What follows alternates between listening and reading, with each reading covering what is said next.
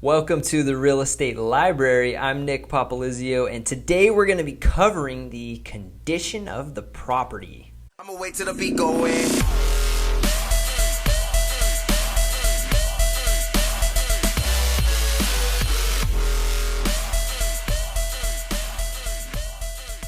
All right, guys, let's jump on in. So, who has to fix things? What's happening with the condition of the property when you buy a home? A lot of buyers ask me, hey, the seller should fix that though, right? Or the seller will ask me, hey, that's the buyer's responsibility, isn't it? Now, I'm going to solve this for you right now. In the California purchase contract, there is a paragraph and it states that the seller is selling the home and the buyer is buying the home in as-is condition. So, basically, you're buying it for how you see it. What you see is what you get, right? So, this can be kind of scary if you're just hearing this for the first time and you're kind of worried, oh my gosh, we're going to have to pay for every single repair. Well, whether you're the buyer or the seller, do not fear because that's not necessarily the case. Yes, by default, you are purchasing the property in as-is condition, so technically everything would fall on the buyer's responsibility.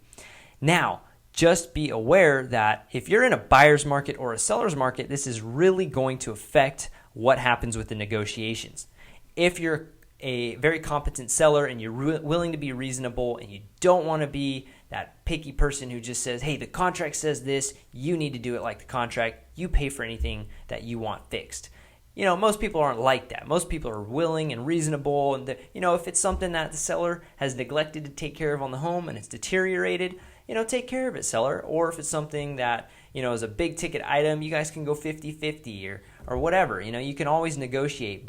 And just know a lot of sellers are like that. They're willing to help out. And not every buyer is going to ask for every single thing. There's a lot of very willing and reasonable buyers that'll only ask for the necessity items. So I hope that helps, guys.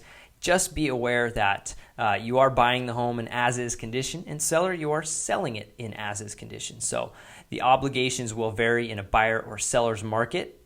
In a buyer's market, you have a lot more leverage as the buyer to get things fixed, and not so much in a seller's market. So guys, if you have any questions or comments about today's episodes, leave them below and subscribe to the channel for future updates and episodes. That's it today from the Real Estate Library. I'm gonna wait till the beat go in.